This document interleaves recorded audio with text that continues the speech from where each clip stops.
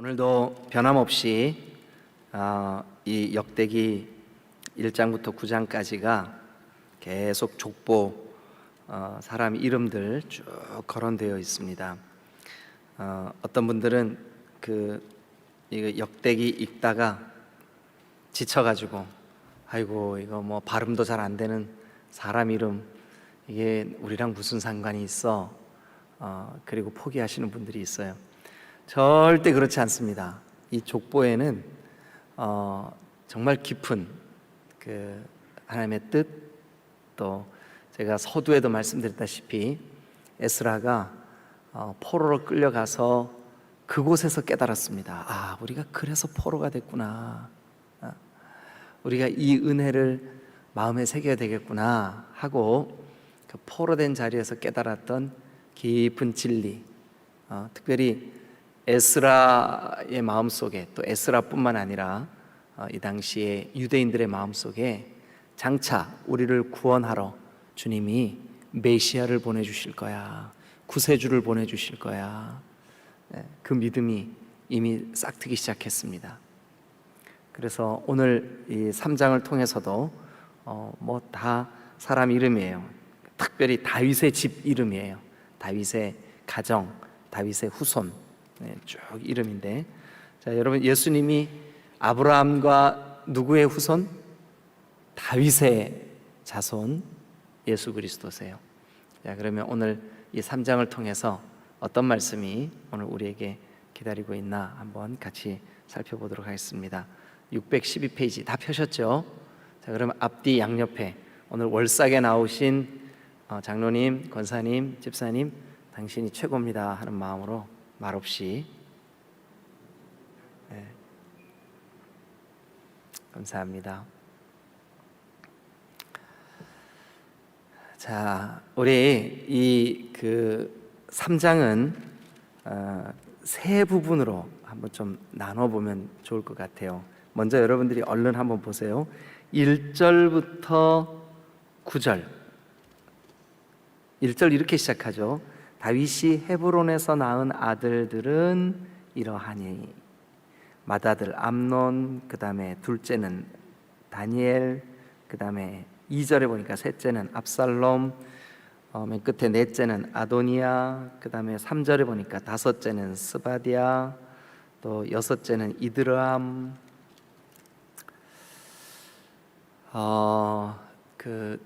우리 이제 여러분들에게 한 가지 뭐 이게 성경과 관련은 없지만 그래도 여러분 우리가 지금 1장, 2장도 어제도 이렇게 보니까 약간씩 발음이 창세기에 기록된 후손들 이름하고 또 여호수아에 있는 아간의 이름하고 뭐 이런 이름들이 발음이 약간씩 다르게 여기 기록이 돼 있죠, 그죠? 당연하죠. 여러분, 우리는 지금 한글을 쓰고 이 사람들은 이게 지금 히브리 말이에요. 근데 히브리 말이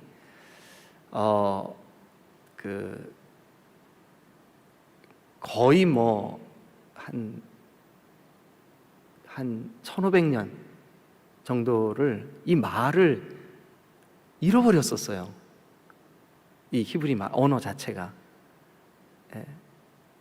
그랬다가 그러니까 죽었다가 다시 살아난 언어예요, 이 히브리 언어가.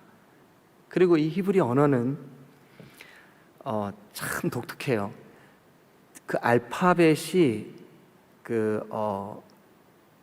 이렇게 전부 다 자음으로만 이루어져 있어요. 자음. 그러니까 모음을요, 발음을 편하게 하기 위해서 나중에 모음을 다시 붙여요. 복잡한 얘기 안 하려고 지금 제가 이렇게 여기까지만 할게요. 그러니까 사람 이름도 그게 다른 게 아니에요. 발음을 이제 우리가 이게 약간씩 그렇게 차이가 있는 거예요. 그래서 목사님 발음이 이때는 이런데 왜 이때는 이래요? 이렇게 질문하시면 안 돼요. 왜냐하면 이게 지금 그러니까 1장에도 그런 게 나왔고 2장에도 그런 게 나왔고 어제 2장 2절에도 보니까 3절 유다의 아들은 에르와 이랬잖아요. 근데 그 창세기에는 유다의 아들 엘, 오난, 셀라. 근데 왜 여기에는 다르게 써놨어요? 이렇게 했잖아요, 그죠? 그런데 여러 곳에서 그런 게 발견이 돼요. 그런데 그게 우리가 한글처럼 이, 이 정확히 구분해낼 수 있는 그런 발음이 아니에요. 그러니까 브라하나 브라하나 이 차이가 있는 게 아니에요. 이해가 되셨죠? 네, 그래서, 네. 왜 달라요? 이렇게 하시면 안 되는 거예요. 예. 예. 자, 오늘 3장에도 보면 1절부터 9절이 다윗의 가족 이름들이에요. 그죠? 예. 그래서 3절에도 다섯째는 스바디아, 여섯째는 이드람, 또 4절에도 헤브론에서 이렇게 낳은 사람들 다 거론하고 난 다음에 이제 5절부터는 예루살렘에서 낳은 아들. 그래서 시므와 소밥, 나단, 솔로몬 이 사람들은 자 5절 끝에 보니까 암미엘의 딸 바수아의 소생이요. 여기도 그렇죠. 원래 이 사람 우리가 사무엘서에서는 이름이 뭐였어요? 밧세바였었죠. 밧세바. 그죠? 밧세바.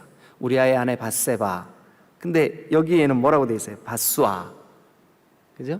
이게 다른 사람이 아니고 그렇게 발음을 했다는 거죠. 그 다음에 이제 6절도 보니까 이팔, 엘리사마, 엘리벨렛 쭉 해가지고 9절 다 다윗의 아들이요 그들의 누이는 다말이며 이외의 소실의 아들들이 있었더라. 이제 요게 이제 1절부터 9절은 다윗의 가족 이름. 그죠? 이제 10절부터는요. 지금 우리 성경은 안 잘려 있는데 사실은 16절까지 자르는 게 좋아요. 왜 그러냐 하면 16절까지는 다윗의 아들 솔로몬 또 솔로몬의 아들 르호보암 해가지고 왕들의 이름이 16절까지 쭉 거론되어 있어요. 그러니까 다윗의 후손들 중에 왕들 이름이 16절까지 쭉. 그래서 마지막 왕 이름이 뭐예요? 시드기야. 눈 뽑히고 아들들 다 죽임당하고 바벨론으로 끌려갔던 그 시드기야. 그게 16절까지 쭉 돼 있어요. 그러니까 10절 솔로몬의 아들 르호보암이요 남유다의 왕이죠, 그죠? 또 르호보암의 아들은 아비야요 그 다음 왕이죠. 그 아들의 이름은 아사요. 아사 왕 우리 어서 많이 들었죠? 아사, 그죠? 예, 그 왕들. 근데 이 왕들 가운데 북이스라엘 왕들은 하나도 빠짐없이 전부 다 악한 왕들, 여로보암의 길을 가고 하나님이 참 슬퍼하시는 왕들. 남유다도 여기 지금 우리 성경에 나와 있는 이름만 여기에는 한 사람이 빠져 있어요. 누가 빠져 있냐면 왕 될 자격도 없고 할머니인데 손주들 다 죽이고 자기가 왕 됐던. 기억나시죠? 기억 안 나시죠? 기억나시죠? 예. 진짜 말도 아니 자기가 왕 되려고요. 손자들을 다 어떻게 그러죠? 저는 눈에 넣어도 안 넣어봤지만 눈에 넣어도 안 아프던데 너무 이쁘고 사랑스러워가지고 그냥 막 어떻게 해야 될 줄을 모르겠던데 세상에 그 할망구는 자기가 왕 되려고 예? 그래서 그 여인 한 사람 이름이 빠졌어요. 그래서 여기는 19명의 이름이 거론되는데 이 19명 중에 그게 시드기야까지 그러니까 남유다의 왕이 20명이에요. 그런데 19명의 왕들의 이름이 거론되는데 이들 가운데 우리가 봤잖아요, 그동안. 그죠? 열왕기를 통해서. 근데 전부 다 그들이 여호와 보시기에 악을 행하여 이렇게 표현되고 있어요. 딱 세 사람을 빼고. 그 세 사람이 누구였었죠? 아사, 또요 히스기야, 또요 요시야. 이 사람들을 빼고. 그러니까 다윗의 집안에 세상에 20명이나 되는 왕들이 아들들이 이렇게 왕들이 세워졌는데 그 가운데 세 사람을 제외하고 나머지는 전부 다 악한 왕, 여로보암을 따라가는 왕, 다윗의 길로 가지 않은 왕. 그 왕들의 이름이 16절까지 쭉 거론이 되어 있어요. 그 다음에 이제 17절부터 마지막 절까지는 17절 이렇게 시작해요. 사로잡혀간 여고냐의 아들들은 그의 아들 스알디엘과 하면서 사로잡혀간, 이들은 왕도 아니고 그냥 포로예요. 사로잡혀간, 그러니까 슬픈 운명의 사람들. 여러분 얼마나 힘들었을까요? 그 포로로 끌려가가지고 바벨론에서 정말 고통스럽게 슬픔의 시간을 보내야 했던, 그래서 17절부터 마지막 절까지는 포로된 후손들이에요. 포로된 후손들. 어디다 좀 써놓으세요. 자, 그러니까 3장이 세 부분으로 나눠져 있구나. 1절부터 9절까지는 다윗의 그 자녀들 이름, 다윗의 자녀들 이름. 그래서 이제 여러분들 성경에도 아마 제목이 다윗 왕의 아들과 딸, 이렇게 제목이 붙어 있을 거예요. 그죠? 그 다음에 10절부터 16절은 다윗의 자손 가운데 왕들, 다윗의 자손 가운데 왕들, 16절까지. 그 다음에 이제 17절부터 마지막 절은 사로잡혀간 다윗의 후손들, 이렇게 제목을 써놓으시면 좋겠다는 생각이 들어요. 자, 이제 저를 한번 고개를 들고 한번 저를 쳐다봐 주세요. 눈도 한번 좀 크게. 어떤 분들은 지금 주무시는 건지 뜬 건지 잘 분별이, 여기서 볼 때 이렇게 분별이 안 돼요. 이렇게 단추구멍만 하신 분들도 있어요. 웃자고 한 소리인데 웃지도 않고 왜 그러세요, 진짜 이 아침에. 중요한 얘기 하려고 지금 여러분 깨우고 있는데. 자,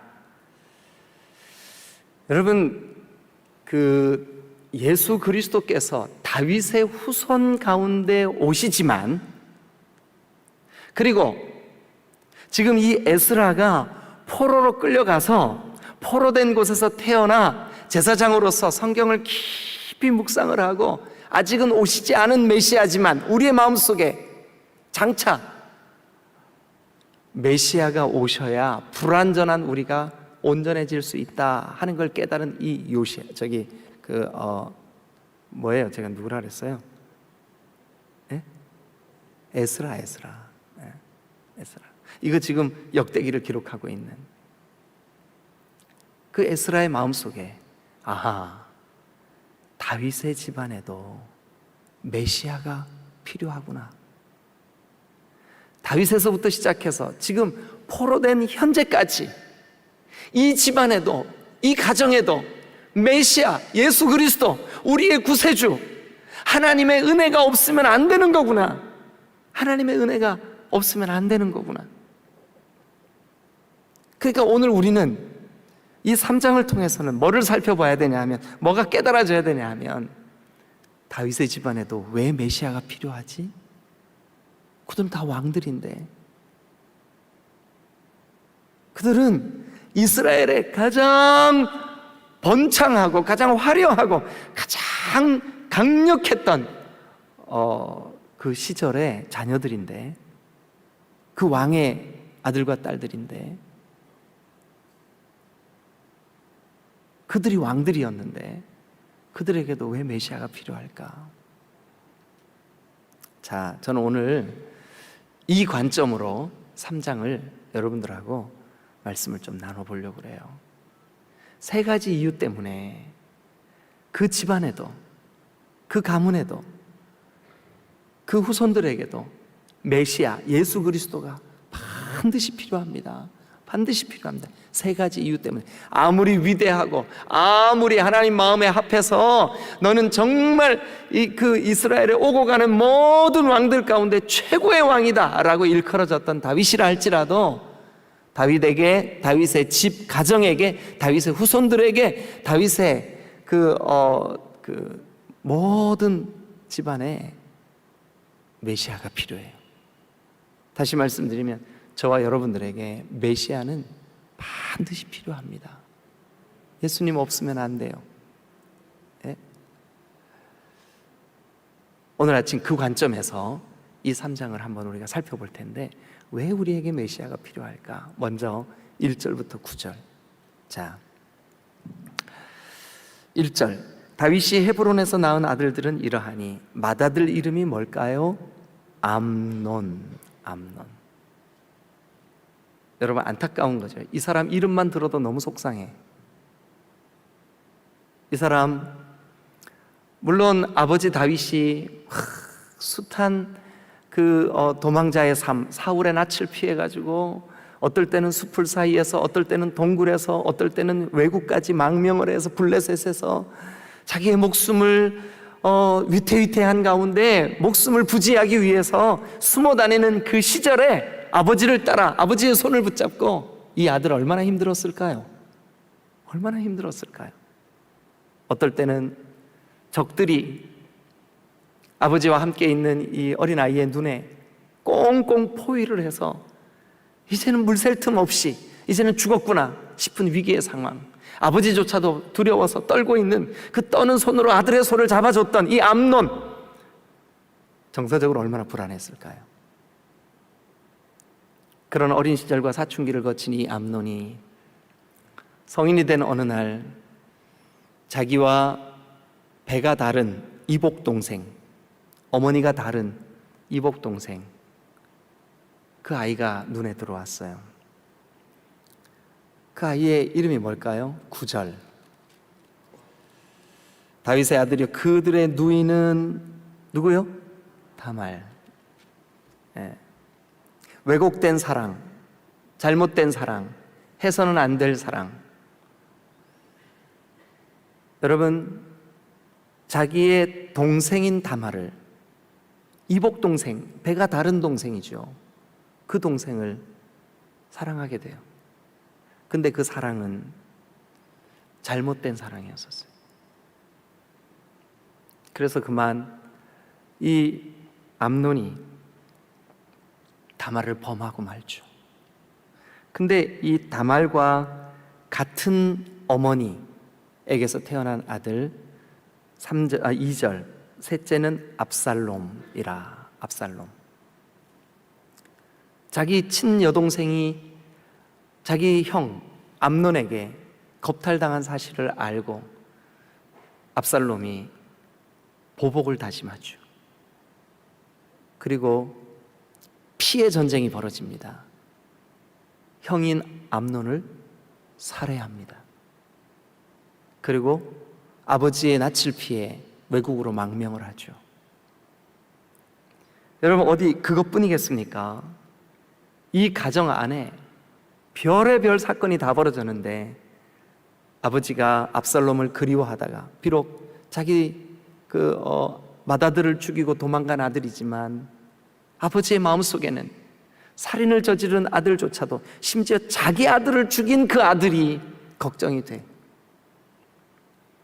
걱정하고 있는 다윗의 눈치를 살핀 신하 중에 하나가 압살롬을 데리고 오죠. 그런데 그것이 화근이 돼요. 반란을 일으킵니다. 쿠데타를 일으킵니다. 아버지가 있는 왕궁을 쳐들어옵니다. 여러분, 이렇게 해서 얼마나 고통스러운 피난의 삶을 삽니까?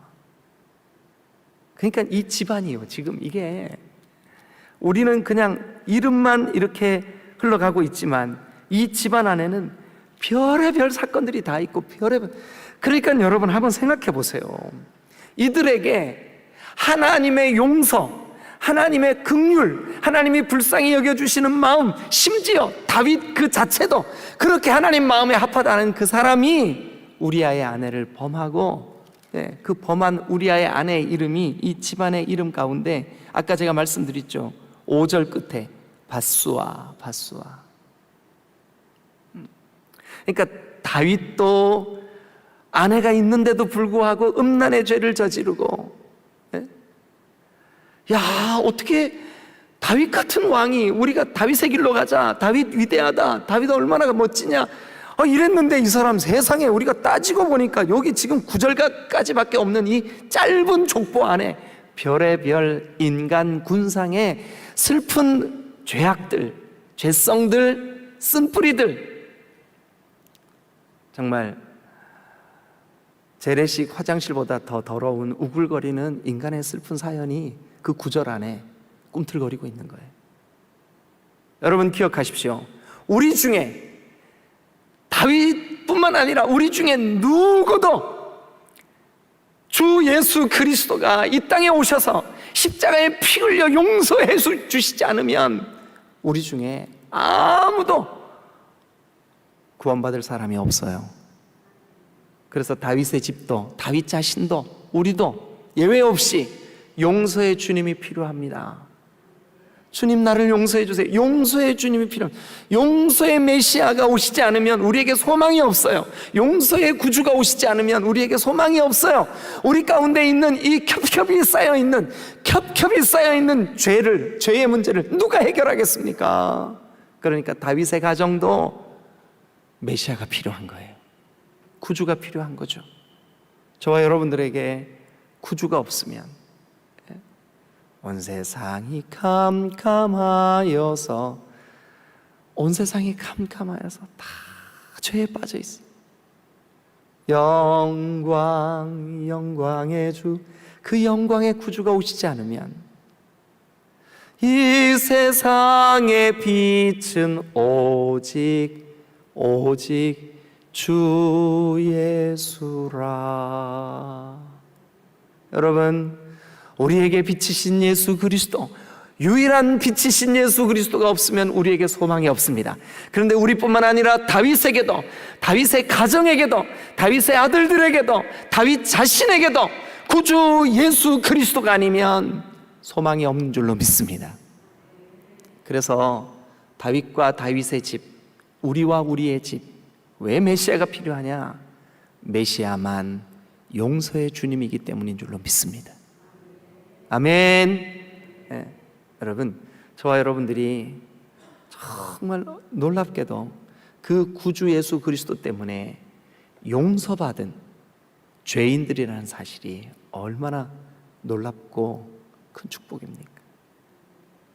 다윗이, 이스라엘 백성들도, 또 성경도, 우리도 하나님 마음에 합한 왕, 다윗의 길로 가면 안전한 왕, 다윗, 정말로 주님을 사랑했던, 주님께 묻고 또 묻고 순종하고 또 순종하고 100% 하나님 앞에 순종했던 사람이라고 우리가 믿고 있고, 그렇게 알고 있는 이 사람 속에도 우글거리는 죄성이 있다고요. 하물며 저와 여러분들이겠습니까? 오늘 기억하십시다. 용서의 주님, 용서의 구주 예수 그리스도가 아니면 우리에게 소망이 없다. 믿으시면 아멘. 자, 왜 다윗의 집안에 구주가, 메시아가 필요했을까? 메시아만 용서의 주님이니까. 용서의 주님이니까. 다시 말하면 다윗의 집도 용서가 필요했으니까. 오늘 우리에게도 용서가 필요하니까 예수님 우리의 용서의 주님이신 줄로 믿습니다. 두 번째, 이제 10절부터 한번 보시죠. 10절.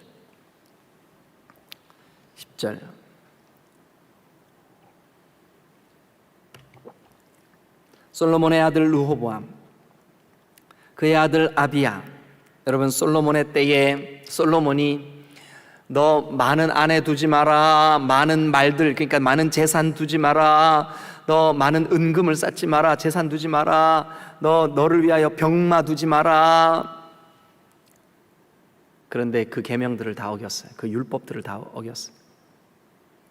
그래서 솔로몬이 세상에 자기 욕심을 따라서 물질을 막 쌓고, 물질뿐만 아니라 아내들도 그래서 그 아내들 때문에 그만 외국에서 수많은 우상들이 이스라엘 안으로 들어오게 됩니다. 결국은 솔로몬도 타락하고 그의 아들 르호보암, 철딱선이 없는 이 왕이 첫 번째 왕이 돼가지고 세상에 나라가 둘로 쪽 갈라져 버리고 말아요. 그런데 여기 오늘 역대기에는 그 남유다 다윗의 혈통의 왕들만 쭉 거론이 되고 있어요. 어디까지? 16절 시드기야까지. 자, 그런데 여러분 우리 하나 질문할 수 있습니다. 뭐냐면 이들 가운데 과연 누가 의로우냐? 진짜 왕이 누구냐 이거예요.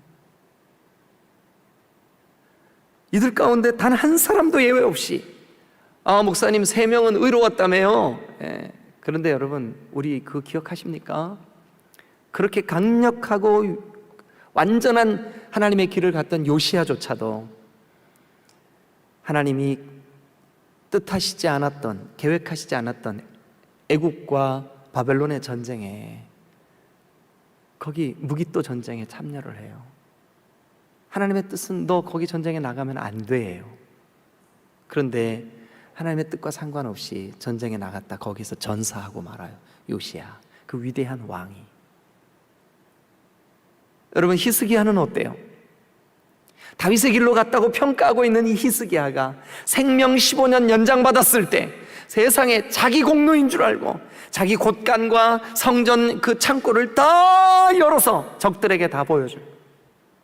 우쭐합니다.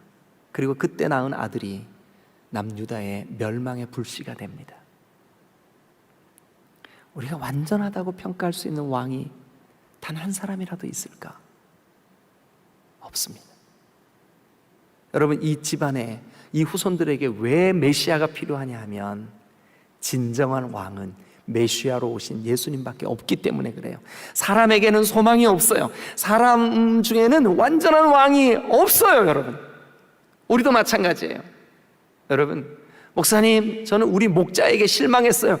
당연히 실망해야죠. 그 이상한 거 아닙니다. 목사님 저는 목사님한테 실망했어요. 아니 당근이죠. 당근이 아니지. 오이? 오이죠. 오이도 아니다 참. 괜찮아요 여러분. 저 때문에 실망하셔도 괜찮습니다. 사실 인간 가운데는 소망이 없습니다. 우리 중에 누가 예수님 없이 온전할 수 있는 인생이 누가 있겠습니까? 진정한 왕으로 오신 예수 그리스도 외에는 우리의 왕이 없어요. 이 지금 솔로몬, 르호보암, 아비야, 아사, 여호사밧 이 모든 왕들은 다 불완전해요. 그래서 이들에게도 완전하신 왕 중의 왕이 필요해요. 이들이 여러분 외견상은 왕으로 이 땅에서 세워졌었지만 사실은 그들에게 진짜 왕이 필요해요. 우리에게 왕으로 오신 메시아 구주 예수 그리스도가 진짜 필요한 이유는 우리 자신도 우리 자신에게 왕노릇 할 수 없다는 거예요. 자격이 안 된다는 거예요. 부족함이 많다는 거예요. 여러분 다윗의 아들들 이름을 그 왕들 이름만 왜 쭉 거론했을까요? 간단해요. 에스라가 깨달은 거예요. 여기 좀 한번 봐봐라. 완전한 왕이 누가 있냐? 그러나 완전한 왕을 하나님이 우리에게 주셨는데 예수 그리스도 나사렛 예수, 유대인의 왕, 모든 믿는 자의 왕, 왕으로 오신 예수 그리스도가 우리를 통치해 주실 때 우리는 비로소 참된 평강과 은혜를 누리게 될 줄로 믿습니다. 다윗의 집안에 왜 메시아가 필요하냐? 여러분 진정한 왕은 메시아 예수님밖에 없기 때문에 그렇습니다. 믿으시면 아멘. 자, 그 다음에 세 번째, 왜 이 집안에도 메시아가 필요할까? 세 번째 17절에 이렇게 되어 있습니다. 사로잡혀간 여고냐의 아들들은, 그래서 17절부터는 사로잡혀간 명단이에요. 사로잡혀간 다윗의 후손들이에요. 사로잡혀간 그 왕가의 집안들이에요. 그러니까 몰락한 사람들이에요. 이 사람들 더 비참해요. 여러분 왕의 집안이기 때문에 더 비참해요. 더 비참해. 사랑하는 여러분, 우리는 다 사로잡혀간 자들이었었어요. 사탄의 노예였었고 어둠의 통치를 받고 있었어요. 그런데 여러분, 우리를 영원히 해방시켜 주실 죄의 권세로부터, 여기 지금 17절부터는 바벨론으로 포로로 끌려간 사람들의 이야기지만 우리는 사탄의 권세에 포로되었다가, 여기 지금 이 사람들은 포로로 돌아온 이후에도 끊임없이 그들의 죄의 포로로 끌려다니는 사람들의 명단입니다. 오늘 우리도 죄와 어둠에 포로된 사람들이에요. 그런데 여러분, 사로잡혀간 자리에서 우리를 영원히 구원해내는 대속의 주님은 메시아 한 분밖에 없음을 믿으시기를 축원합니다. 포로에서 우리를 구해낼 유일한 방법은 예수님밖에 없기 때문에 다윗의 집안에도 메시아 예수가 필요한 거예요. 포로된 자리에서 우리를 구해낼 유일한 구주는 예수님밖에 없음을 믿으시기를 축원합니다. 그래서 역대상 3장은 다윗의 집안 이야기로 끝을 맺고 있지만 족보가 온통 다윗의 가족, 다윗의 아들들, 다윗의 후손들, 그리고 포로된 자들. 자, 저와 여러분들의 삶 속에 우리를 용서해 주실 분은 메시아 예수님밖에 없기 때문에, 우리의 진짜 왕은 메시아 예수님밖에 없기 때문에, 우리를 포로된 자리에서 구원내실 분은 메시아 예수 그리스도밖에 없기 때문에, 그래서 우리에게도, 다윗에게도, 다윗의 집안에게도, 여러분 모두에게도, 우리 교회에게도 메시아이신 예수님이 소망이신 줄로 믿습니다. 기도하시겠습니다.